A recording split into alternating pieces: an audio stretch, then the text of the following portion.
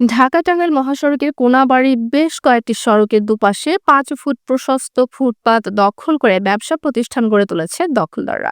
প্রশাসনের নিরাপত্তার কারণে এই সমস্যাটি দিন দিন বৃদ্ধি পাচ্ছে। এ কারণে ফুটপাত দিয়ে হাঁটতেও পারছেন না পথচারীরা। জানা যায়, গাজীপুরের কোনাবাড়ী, মৌচাক, সফিপুর, পল্লী বিদ্যুৎ, চন্দ্রাসহ মহাসড়কের পাশে সকল স্থানের ফুটপাত দখল করে হয়েছে বিভিন্ন জিনিসপত্রের দোকান।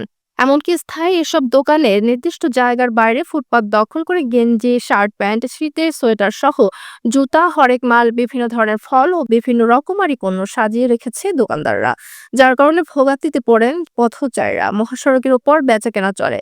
এ কারণে ঘন্টার পর ঘন্টা যানজটের সৃষ্টি হয়। মহাসড়ক ও রাস্তার পাশের ফুটপাত দিয়ে প্রতিদিন কোমলমতি শিশুরা স্কুলে যাতায়াত করেন, কিন্তু ফুটপাতগুলোতে দোকান তৈরি হওয়ার কারণে পথচারী ও শিক্ষার্থীরা সমস্যায় পড়ছেন।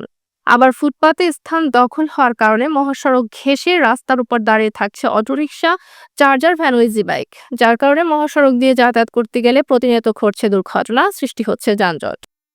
তবে সফিপুর ও কোনাবাড়ী একাধিক পথচারী বলছেন, রাস্তার পাশের ফুটপাতগুলো তৈরি করা হয়েছে আমাদের মতো সাধারণ পথচারীদের জন্য, কিন্তু ফুটপাতের ওপর প্রতিনিয়ত দোকানপাট বৃদ্ধি পাচ্ছে। এই কারণে আমরা রাস্তাগুলো দিয়ে চলাফেরা করতে পারছি না। সাধারণ পথচারীদের যাতায়াতের সুবিধার জন্য প্রশাসনের প্রতি আমাদের অনুরোধ, দ্রুত সময়ের মধ্যে দখলকৃত স্থানগুলো ফাঁকা করে মানুষের চলাচলের সুযোগ তৈরি করে দেওয়া হোক। সাধারণ মানুষের যানজট বাড়ছে ফুটপাতের কারণে। ফুটপাত উঠে দিলে সব রাস্তা ক্লিয়ার হয়ে যাবে। এই রাস্তার জন্য, ফুটপাতের জন্য একমাত্র ক্লিয়ার জাম বাজে থাকে রোডে। এটা সমস্যা হয় জনগণের। ফুটপাত হচ্ছে মানুষের চলাচলের জন্য।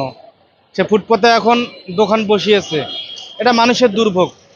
কিন্তু সেক্ষেত্রে এটা সিটি কর্পোরেশনের মাধ্যম থেকে এটা জানা উচিত যে এগুলা সরাই দেওয়ার দরকার, খুব প্রয়োজনীয়। নাহলে তো যানজটের নিরসন ছুটবে না, সাধারণ মানুষও হাঁটা খুব দুষ্কর। বাইরে যেত আবার বিভিন্ন এখানে ওই দোকানপাট পাচ্ছে, এনা ভিড় হয়, যানজট সৃষ্টি হয়, মানুষেরও অসুবিধা হয়। হ্যাঁ, অনেক সমস্যা দাঁড়ায়।